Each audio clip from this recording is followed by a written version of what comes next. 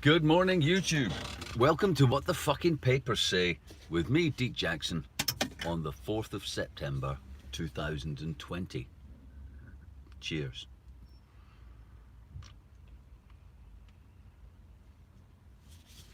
Today's paper is the Guardian, and it's totally full of woke pish. I couldn't believe it. I mean, I was expecting a degree of woke pish. But the amount of woke pish in this is startling, even for a woke pish newspaper such as The Guardian. And it begins almost immediately with their headline, "Pressure on Prime Minister to drop misogynist trade advisor." This is a story about Boris Johnson, who hasn't actually appointed Tony Abbott, the former Prime Minister of Australia, as a trade advisor. He was just mentioned on a list of potential trade advisors. In post-Brexit world, Britain's leaving the European Union. We're going to negotiate trade deals with various countries. And Tony Abbott is listed along with other people as a potential trade advisor thereupon. And so The Guardian says, pressure on Prime Minister to drop misogynist trade advisor. Going on to say that Tony Abbott, there is growing condemnation of Tony Abbott because of his misogynist and homophobic comments and his dismissal of the climate crisis. It's funny because I read the story and there's nothing here about how Tony Abbott struck a trade deal with China, the fascist, tyrannical, Uyghur raping, Tibet invading, political opponent killing, biggest slave factory on earth. There's nothing there objecting to his having struck a trade deal with China. Nothing at all. They have no concerns at all that Tony Abbott sucked the dick of China to the tune of $100 billion for the people of Australia. He sucked $100 billion worth of Chinese trade dick. But the worst thing The Guardian can find to say about him is that he's got misogynist and homophobic views. Startling lack of journalism there. Still, it gets worse or better, depending on your view of The Guardian. Over 100 million meals sold by Eat Out to Help Out. This is the deal that our Chancellor struck to offer half-price food for the month of August if you were eating in a restaurant or cafe or diner. And given that being obese helps you die from coronavirus, I think that should really read, "Get fat and die, motherfucker." BBC boss to staff, "Keep your views off Twitter." The new Director General of the BBC is to crack down on staff posting their views on social media to restore the broadcaster's reputation for impartiality. Well, if the BBC's so impartial, how about you get the fucking Queen off? Get her the fuck off my public service broadcasting service. Get the royals off. Get all of them off. Because to be impartial, of course, you would have to represent or not represent my views or not represent the views of royalists who support the monarchy. The BBC supports the monarchy, which is, in my view, being partial. They're very partial to the monarchy. They love the Queen. They can't wait to tell you what the Queen's been up to or what she said. They broadcast her speech. Speech is, anytime the Queen says anything or does anything, the BBC covers it. So not very impartial then. Get the Queen off the fucking BBC, please. This, for anybody who is interested, is a double-page advert in The Guardian about food, and you can tell that The Guardian's woke pish by all of its output, not just its editorial policy and its journalism, but also the advertising. So what this advert says is, it says here that you can tell, that's a picture of a fish, you can taste when it's responsibly sourced, you can taste when it's Waitrose. Now, if by responsibly sourced you mean scooped up by a giant Far Eastern super fishing tanker that spent 12 years at sea with its nuclear-powered reactor making enough ice to refreeze Antarctica. If that's the kind of responsibly sourced you mean, then sure, it's responsibly sourced. But you can bet your life that none of the fish, or sorry, not all of the fish in Waitrose were hand caught by a man wearing waders in the Tweed in the borders of Scotland.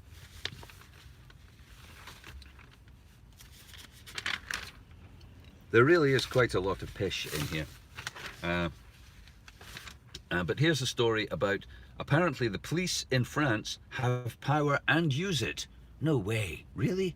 Oh, do tell. I'm so surprised and shocked to hear that a police force has powers and use it. An undercover reporter went undercover in the French police and discovered that they were violent and racist and that they beat people up and falsified evidence. Oh no! The police are violent and falsify evidence? I never knew that. That's a total surprise to me.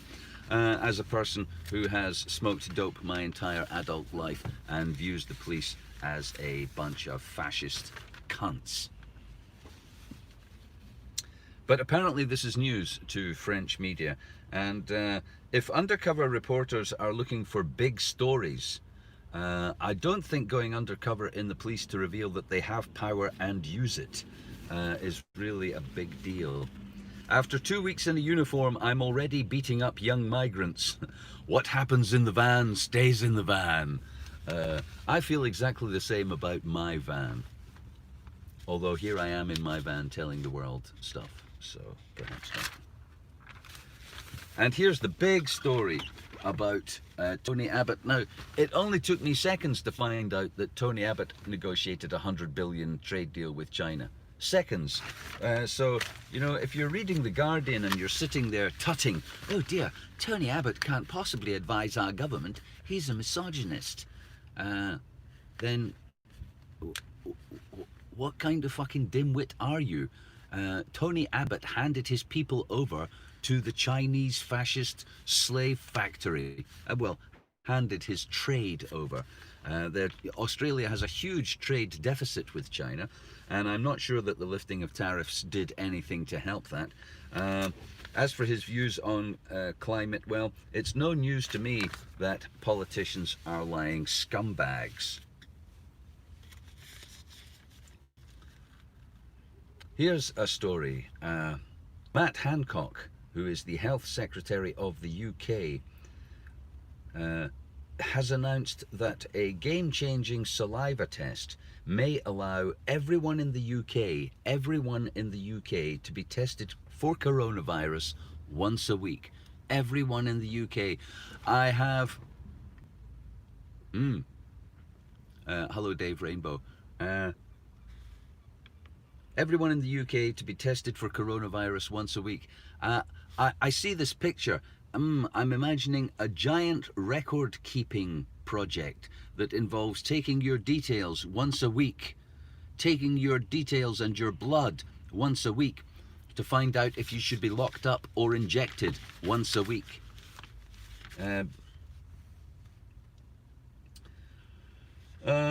Land of Hope and Glory is to be sung at the last night of the Proms. Rees-Mogg played a bit of it in the Houses of Parliament on his mobile phone, which is not allowed.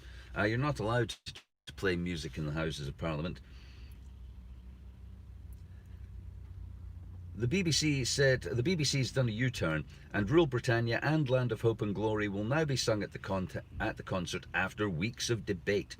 The BBC previously said the pieces would feature without lyrics after some controversy over lyrics' historical links with colonialism and slavery. Again, with the royals. What about the royals? When are we going to burn down the royal palaces? When are we going to string these people up from lampposts, metaphorically speaking, for their role in slavery? When are we going to pillory and lambast them for the wealth they made on the backs?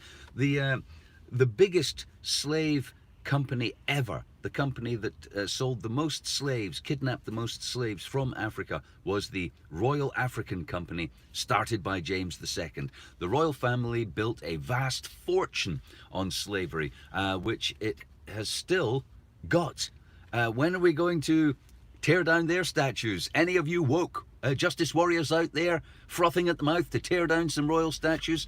Let's see how far you get with that, shall we? Yeah? Yeah, you're all mouth and trousers when you're pulling down some fucking Bristol fucking patron's statue in the parochial backwaters of the counties of England. How about you get yourself into London and torch the fucking palaces of the royals, eh? Come on! I'm with you. I'm not with you. And I'm speaking metaphorically, so... but let's see how you get on with that, shall we? Let's see how you get on with actually hitting the nail on the head as far as slavery and who profited from it goes. Come on! I'm not holding my breath.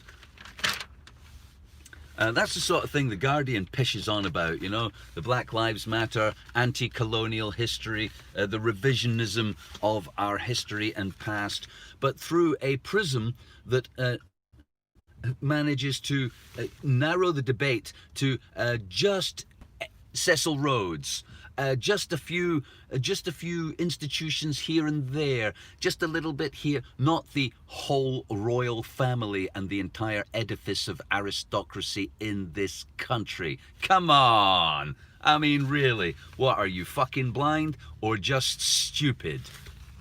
Answers on a postcard to I don't really give a fuck. Social media failing to take down trafficking ring pages. Now, I could care less over whether or not Facebook helps you escape France and come to Britain, or Mexico and get to America. However, I somewhat like Facebook's stance. They are allowing people to share information on how to leave a country illegally, if done so without offers of smuggling services or payment, because this could help people escape from life-threatening situations. Now, whose laws are dangerous and where is a matter of debate, and where you might like to leave and when is a matter of personal conscience. So much as I think Facebook's rubbish, I agree that you should be allowed to post information about how to do things, how to protest, how to campaign, how to complain, how to escape, how to organize. That is your right. Indeed, Facebook shouldn't decide what info is okay or not. They're not supposed to editorialize, neither is YouTube, but then they did remove 300 of my videos, so they're no longer a utility, they are a publisher. You're a publisher if you edit, and I have been edited. Therefore, YouTube and Facebook are publishing, and they should be held legally to account on that basis. Police action against Extinction Rebellion activists endangers right to protest, says Liberty. Speaking of the right to escape or inform each other. The police have reframed protest in London as a public nuisance to get round your right to protest. Now, I think Extinction Rebellion are a bunch of middle-class wankers. Sorry if you're into that sort of thing, but you really are just a tosser. Go and live in a field. Why don't you do something by example? Why don't you live without CO2 to demonstrate your Extinction Rebellion? Just saying, just an idea. Meanwhile,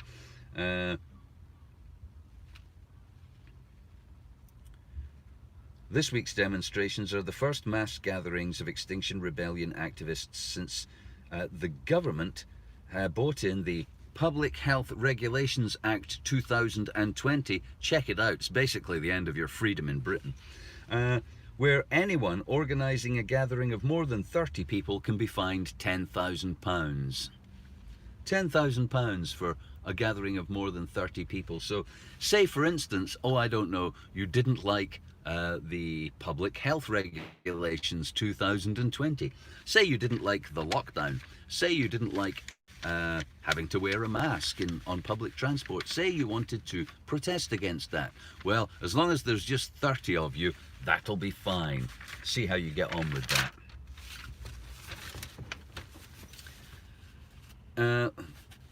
A new BBC Director General says that anyone wanting to be an opinionated columnist on social media should not be working at the BBC.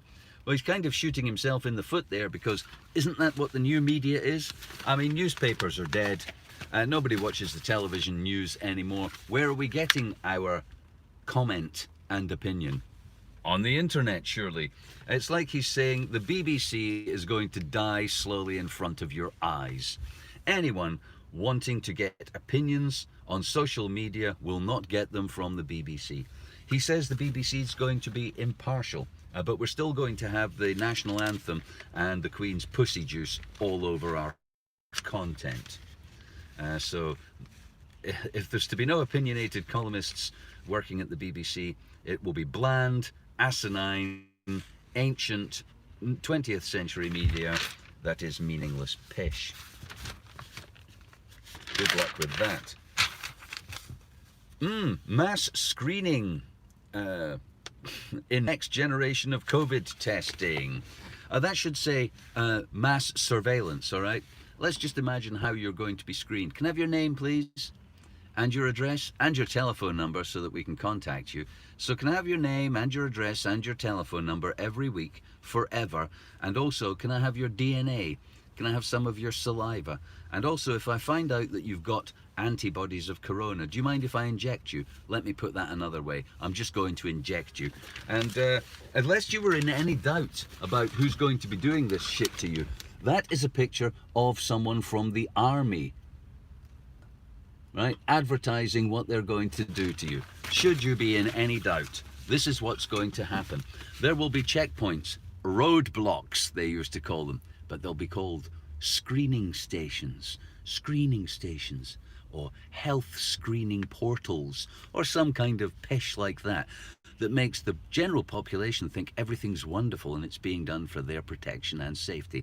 But actually, it's an army checkpoint where they'll be taking your details and then telling you whether you need to be injected with some goo they cooked up in the kitchen last night. And if you don't like it, you'll be whipped off to, well, we don't know what will happen if you don't like it yet. But if you test positive, I guarantee you the following thing will happen. If you test positive, you will be required to self-isolate. That's like sending yourself to prison. And if you don't like that, then you might not like what comes next. In order to speed up the country's recovery from COVID, we've decided to make vaccination mandatory, regardless of testing.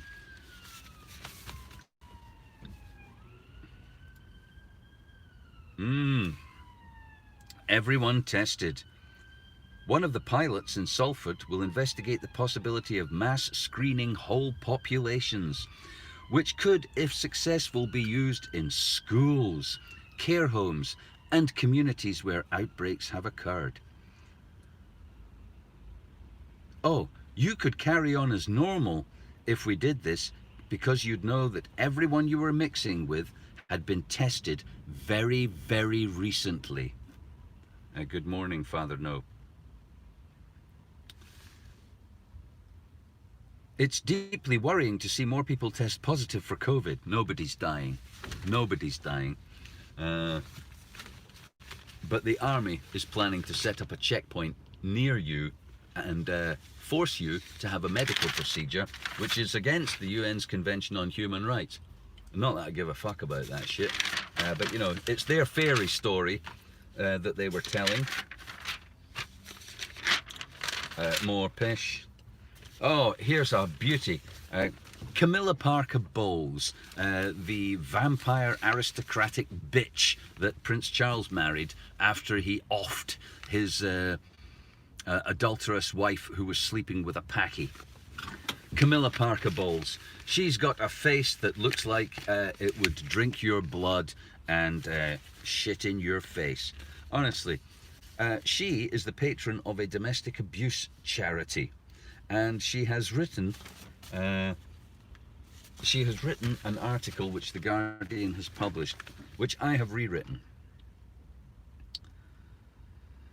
We can all help the victims of domestic abuse by killing the bitch in Paris and covering it up and making it look like an accident. Only joking, Harry and William. Your mother died in a horrible accident. And all of those CCTV cameras that didn't work, that happened to only be the ones covering the route of her motor car, just a coincidence. Carry on. And so, Camilla, Duchess of Cornwall, says, no, she doesn't. I made this up. She says something completely different, which is bollocks, so I'm not going to read that. 6 months ago, our country went into lockdown. Almost immediately, we saw the bully began at home, with family members jailing them for being at risk of contracting COVID. Neighbours pulled together in new and different ways to oppress their communities and threatened to snitch and grass them up if they didn't behave under the lockdown. That all began at home. Deeply troubling statistics have shown a sharp rise in domestic imprisonment since March. It's thought that globally, cases have escalated. Nearly all of the victims of this imprisonment have felt unable to seek help for fear of repercussions from their government. The responses have been heartbreaking. Verbal abuse from fans of the virus is escalating, and we are isolated, those of us who don't agree, and I'm concerned that mentally we won't survive this. Every so often my government gets on its high horse and pushes me into doing something I don't want to do, and shouts at us and scares us into mass testing and vaccination. Psychologically, I feel unsafe, being coerced and controlled by my government. They're using the COVID-19 situation to further control us and making it difficult. I am a vulnerable person and powerless. Is there no one who can help me? After 6 months of lockdown, it's clear COVID-19 is a pernicious disease that is... After 6 months of lockdown, it is clear that COVID-19 is not a pernicious disease that's been attacking our society and many aspects of our lives, but it is the government who are doing that. We must remember, for those of whom the lockdown is a joke, that the abuse remains, and it's vital that we continue to do everything we can to oppose them whenever possible for as long as necessary. I completely agree with everything Camilla Parker Bowles didn't say there. Absolutely. Here's a letter. It says, as a 77-year-old grandmother who managed to avoid COVID, I found the comments of Tony Abbott disturbing. See the trade advisor lies. He said once upon a time many years ago, but the Guardian has been happy enough to reprint it, that perhaps we should let old people die of coronavirus. I think that's disgusting, but apparently this letter writer has no problem with the rape of Uyghur women or small children making their mobile phone. That they possibly emailed this story into the Guardian on. Really, the hypocrisy is if hypocrisy were drool, this I would be soaking in the drool that fell out of the bottom of this newspaper. There should be some international news in here, shouldn't there? I mean, there is a wider world. Merkel urged to end support for Russian gas pipeline over Navalny poisoning. This is another piece of pish about the Navalny poisoning. Okay, again, it took me moments to discover, yeah, think slobber slobber. It took me moments to discover that Germany has 200 billion euros worth of trade with China and 60 billion in trade with Russia. Angela Merkel is under no growing domestic pressure to end her support for the Chinese fascist slave factory that they have 200 billion euros worth of trade with. None at all. Instead, Angela Merkel is frothing at the mouth because a country that actually does allow political opponents, unlike China, has poisoned one of them. Maybe. A little bit. You know, I mean, Putin is a thug. There's no doubt, but you know... how about Mohammed bin Salman? Anyone? Emperor Xi Jinping? Anyone? Anyone in Germany give a fuck about that? Really? Biden meets Blake family amid fury at Trump vote advice. Trump advised people to vote twice, and Biden says that's a very bad idea. They should only vote once. I personally think you should vote not once, not twice, but thrice. And the reason you should vote not once, but twice, but thrice, if you are in America, is because it doesn't make a fucking difference. Honestly, Walt Disney, Coca-Cola, and the Big Mac of your dreams is waiting for you on the other side of the election, no matter who you vote for. And people who propose that somehow the world would be better for Americans or everybody else if Trump's brand of special laissez-faire capitalism endured.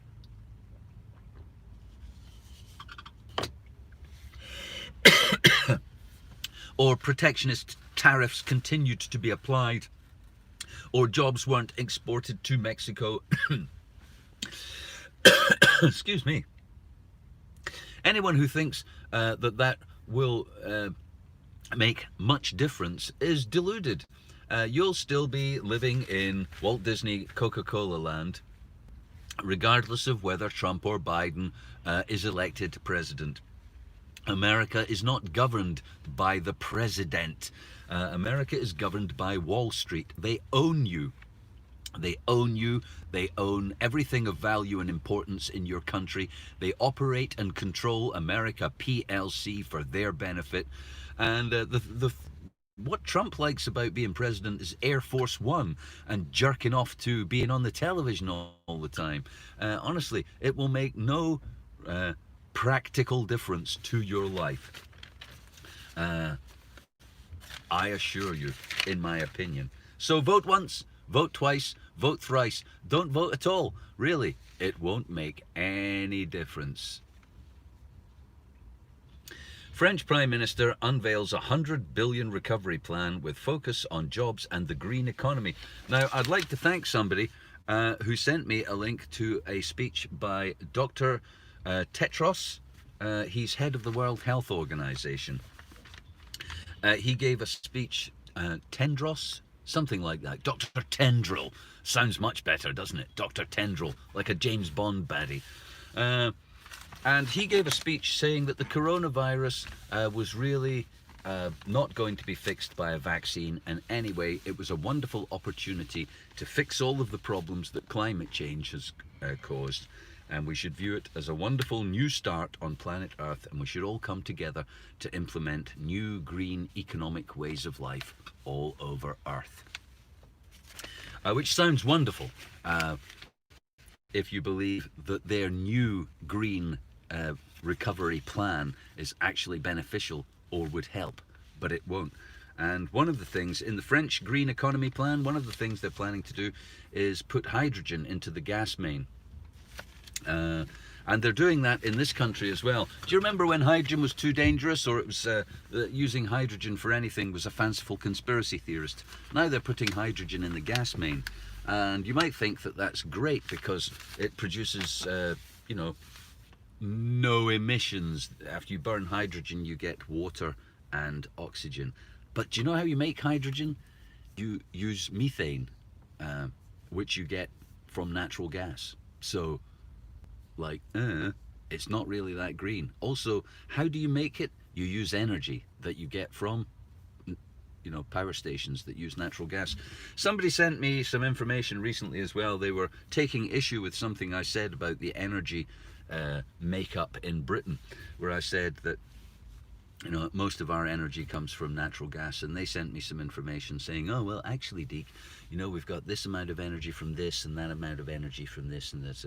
And I had a look at it, and it was pish. And if you're watching, that information you sent me was pish. The only renewable or clean energy at use in Britain, the only clean energy at use in Britain is wind power. And even that's not that clean, because to make the castings and the housings for these requires vast amounts of energy, which comes from grids which are powered by fossil fuels. So the rest of the energy is nuclear and fossil fuels. And even if the energy comes from our subsea cables connected to Scandinavia and Europe, that's from fossil fuels as well. Unless, there's a little bit that comes from their wind power as well. But 30% wind power, 70% nuclear and fossil fuels. And if you think nuclear is a green energy, you're a fucking moron. Really. Nuclear is even worse than fossil fuels for a variety of reasons, which ought to be, obvious to anybody who lived through the last 20 years. So, thanks for tuning in.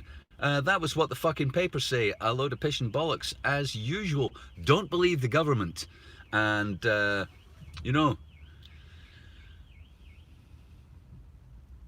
man, shit ain't weird enough for me yet. That's all I'm saying. I believe the shit can get weirder. So, stay tuned. Have a great day, because I'm gonna. I hope you do too.